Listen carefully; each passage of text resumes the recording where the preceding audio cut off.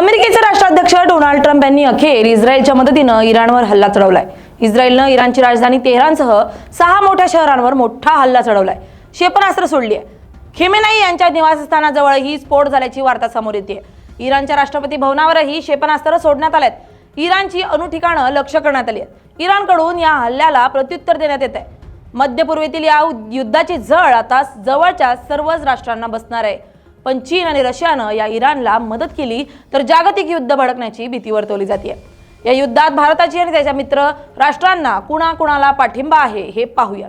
भारताचे परराष्ट्र मंत्री एस जयशंकर यांनी इराण-इस्रायल युद्धादरम्यान भारताची भूमिका तटस्थ असल्याचं स्पष्ट केलंय। दोन्ही देशांबाबत काही सांगणं सध्या कठीण आहे। या पट्ट्यात रशिया, सौदी अरब, अमेरिका, फ्रान्स आणि कतार हे भारताचे पक्के दोस्त मानले जातात। कतार आणि सौदी अरब हे मुस्लिम देश आहेत, तर रशिया आणि अमेरिकेत युक्रेन युद्धावरून तणाव आहे। त्यामुळे हे युद्ध जास्त वाढणार नाही याची काळजी घेणं आवश्यक आहे। भारताने शांततेचं आवाहन केलंय। इस्रायल अमेरिकेच्या पक्षात या युद्धात इस्रायल अमेरिकेच्या बाजूने उतरलाय। यापूर्वी सुद्धा इस्रायलनं इराणवर जोरदार हल्ला चढवला होता। इराण इस्रायलवर प्रतिहल्ले केले होते। ट्रम्प हे इराणसोबत अणुकरारावर चर्चा करत होते, पण चर्चा फिसकटली आणि इस्रायलनं अमेरिकेच्या मदतीनं ताबडतोब हल्ले सुरू केले। चर्चेच्या 7 फेऱ्या संपल्यात। आता 15 जून रोजी ओमान येथे पुढील चर्चा होणार होती।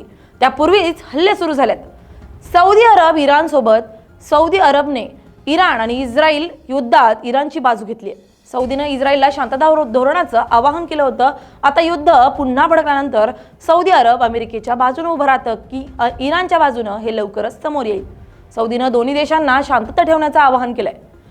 रशियाची भूमिका महत्त्वाची। रशियाची भूमिका ही शांततेच्या बाजूने आहे। पुतीन यांनी मध्य पूर्वेत शांतता धोरण ठेवण्याचं आवाहन यापूर्वी सुद्धा केलं होतं, पण युक्रेन युद्धावरून आणि विविध प्रतिबंधांमुळे रशिया आणि अमेरिकेत तणाव वाढलाय। अशा परिस्थितीत रशिया काय भूमिका घेते याकडे जगाचं लक्ष लागलंय, तर फ्रान्सही तटस्थ आहे। इराणनं फ्रान्सला सुद्धा धमकी दिली होती, त्यामुळे फ्रान्स इस्रायलची बाजू घेण्याची शक्यता आहे। तर कतार हा मुस्लिम देश इराणच्या बाजूने आहे। कतार आणि इस्रायलचं वाजलेलं आहे, त्यामुळे कतारची भूमिका ही महत्त्वाची ठरणार आहे।